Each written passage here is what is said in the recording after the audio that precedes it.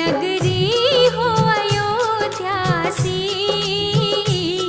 रघुकुल सा घराना हो, चरण हो राघव के जहाँ मेरा ठिकाना हो, चरण हो राघव के जहाँ मेरा ठिकाना हो।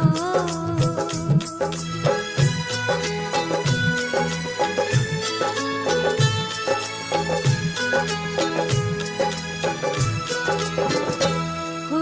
त्याग भरत जैसा, सीता सी नारी हो, लव कुश के जैसी संतान